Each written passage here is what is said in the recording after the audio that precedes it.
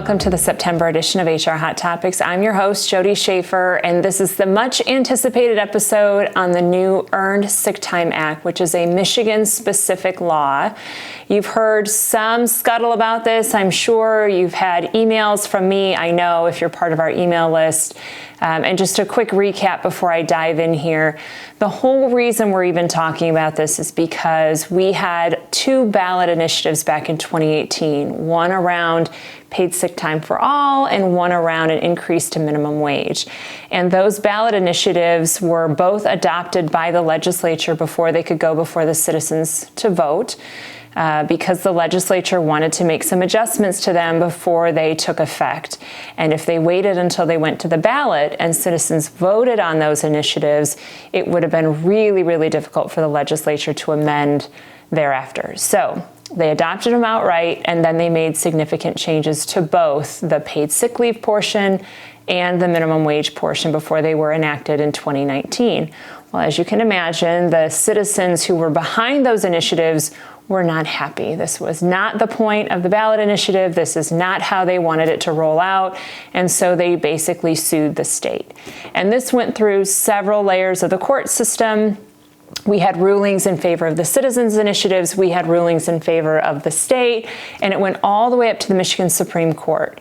And we were waiting and waiting and waiting for almost a year to find out what the Michigan Supreme Court was going to decide on this. And lo and behold, at the end of July, we got their ruling.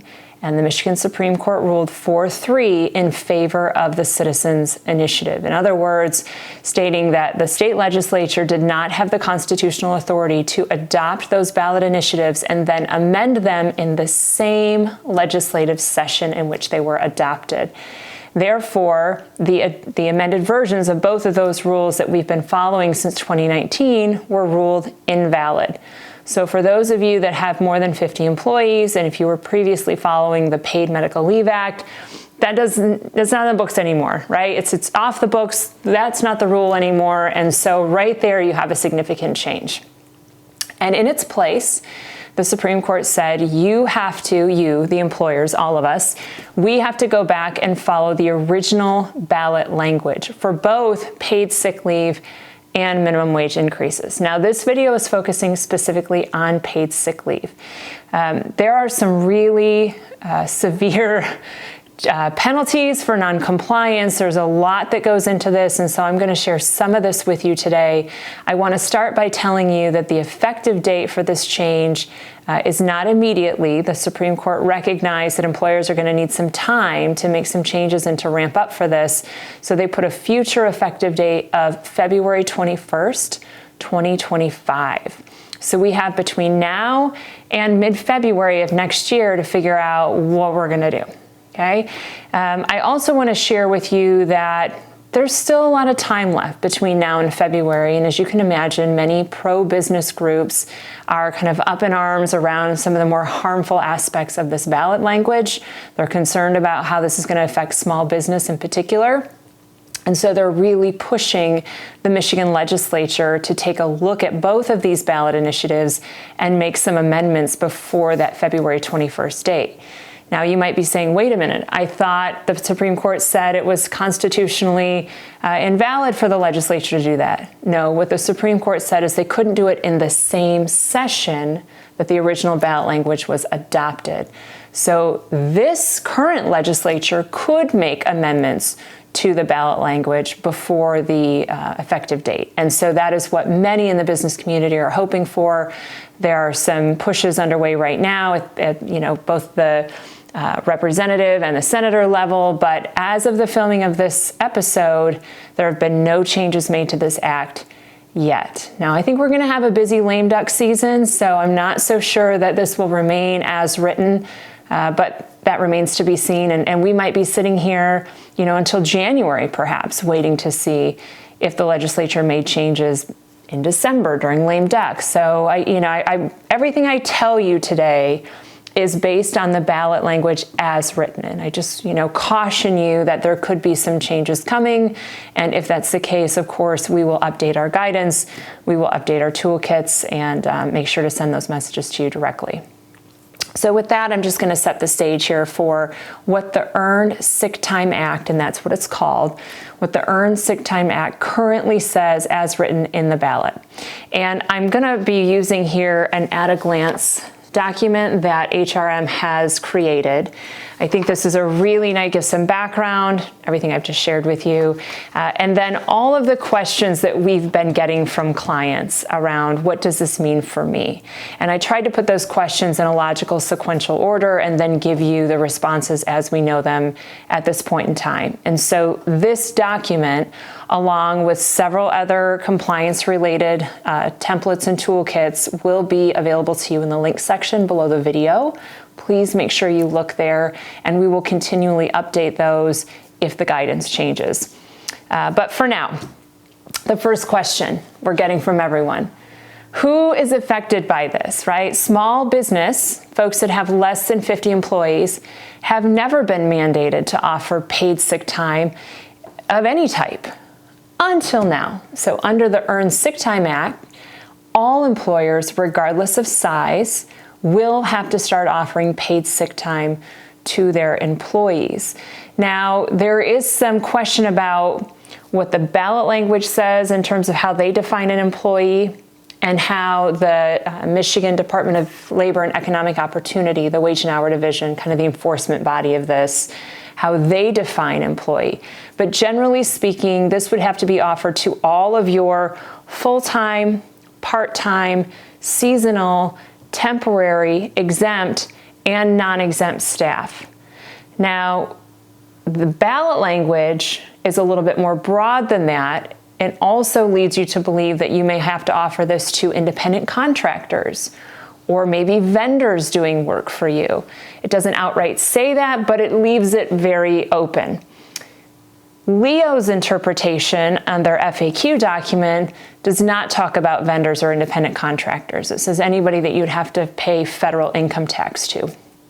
So there's some discrepancy there, and that's not the only place where there's discrepancy. So even amongst the enforcement agency who's supposed to be making sure that this ballot language is followed, there's misunderstandings, but that's one of them. But generally speaking, all employers, regardless of size, are offering paid sick leave to all people working for them, regardless of hours worked. The equation for this is that employees will earn 1 hour of paid sick leave for every 30 hours worked. And so if you have somebody just working a handful of hours for you, it's just going to take them longer for their sick banks to build. But there's no cap on a per week accrual rate. So if you have somebody who works 60 hours in a given week, they're going to get 2 hours of paid sick leave for that week. Now, what about exempt employees? Maybe you're not counting hours for them. And the Act says, well, if they're a full-time exempt employee, you can assume that they're working 40 hours that week for the purposes of calculating paid sick leave. If it's an exempt employee who regularly works less than 40, then you can adjust downward accordingly. But non-exempt and exempt employees are eligible to earn this time off. Now, there's no cap to how many hours an employee can accrue in a given year. So if they work a lot of hours for you, those sick banks are going to build pretty quickly. And there's no cap to how many hours can roll over into the next year. So you could have banks become very, very large. The only cap that is included in this act is on how many hours an employee can use in a given year. So employees can use up to 72 hours of accumulated paid sick leave in a given year.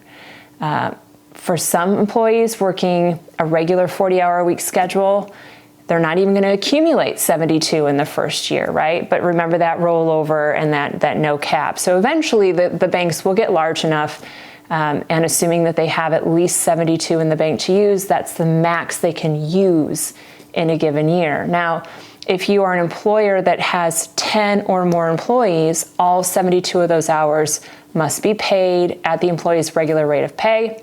If you have 9 or less employees, the first 40 hours have to be paid. The additional 32 hours can be unpaid. So, a little bit of a deviation there. The thing that's challenging about this, and there are several, is the reason that somebody could use this time.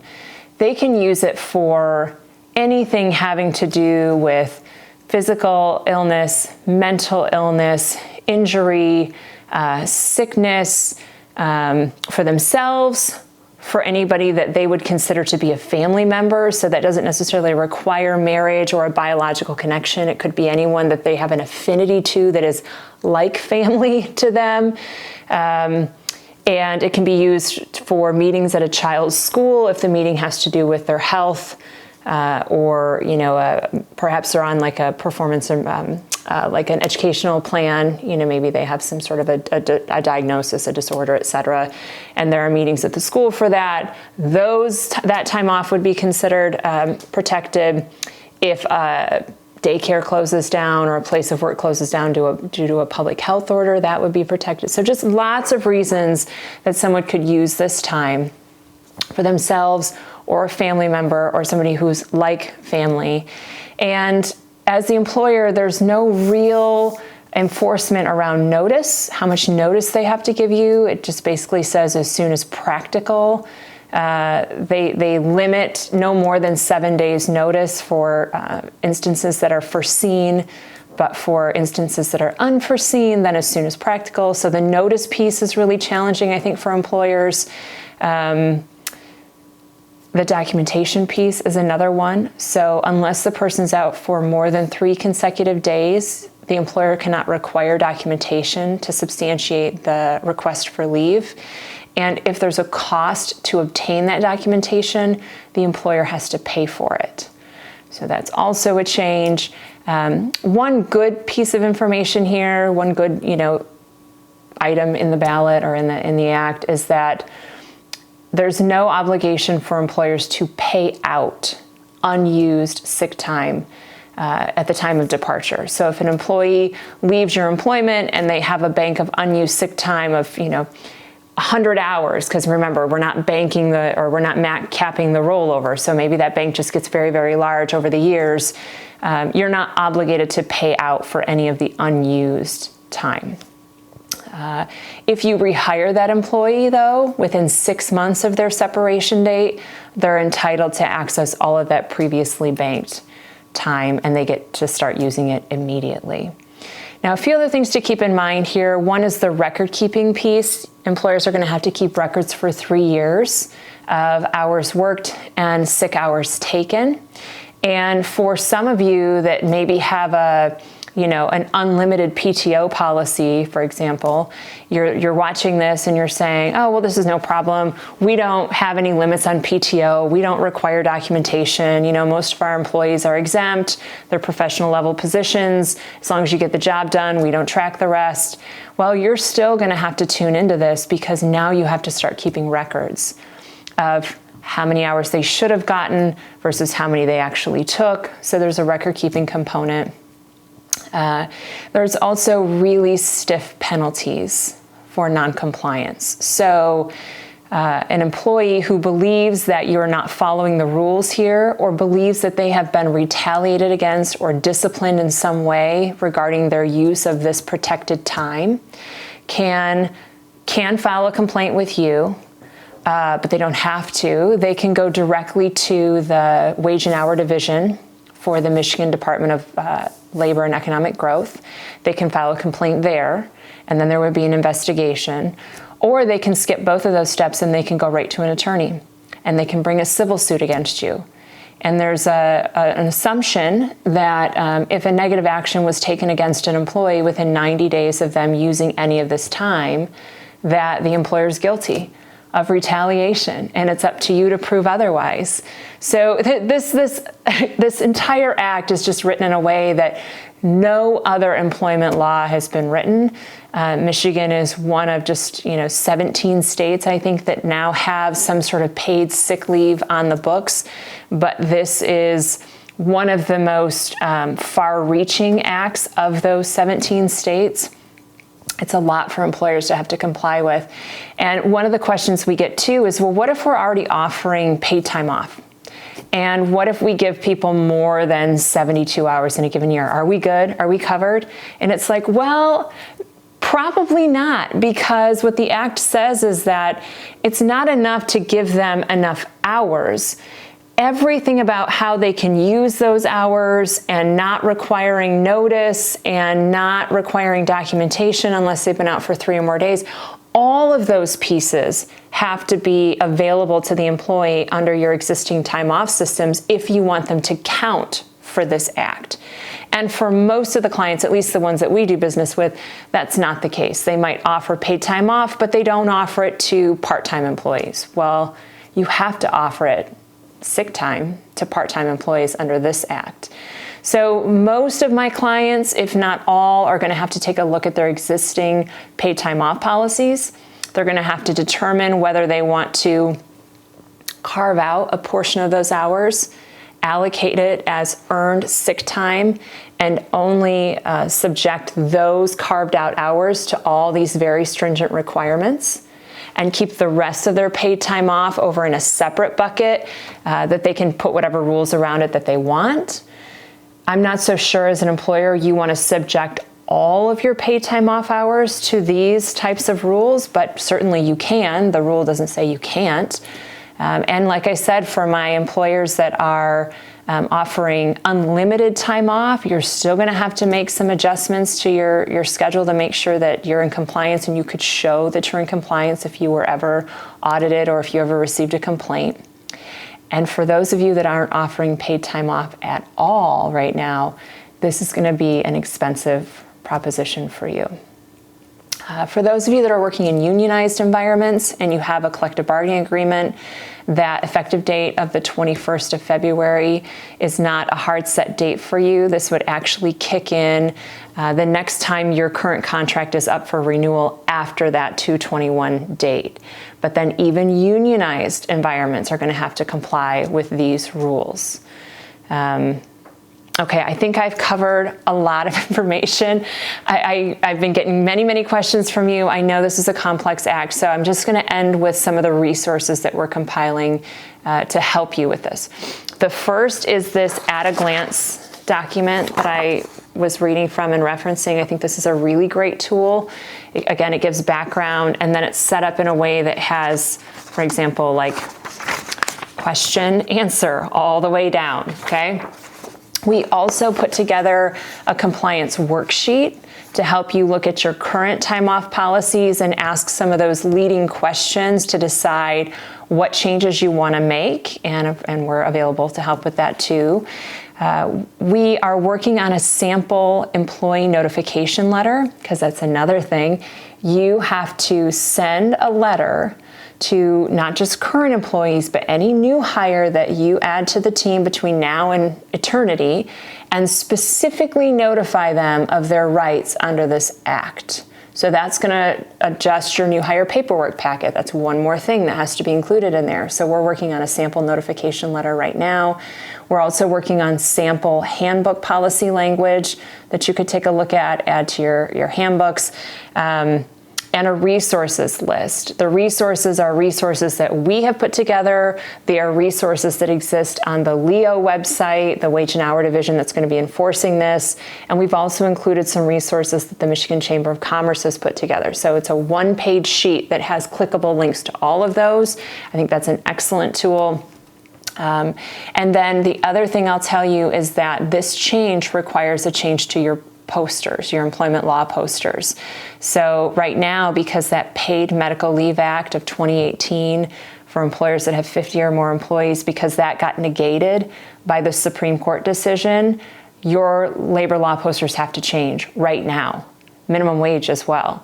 And then in February, when this new Earned Sick Time Act comes out, they're going to have to change again, because now you're going to have to add that language. Now, Leo has come out with a sample poster that you could just print off. It's one page. You could just attach it to your existing posters if you want. But I'm also including a link to the Michigan Chamber's poster kit.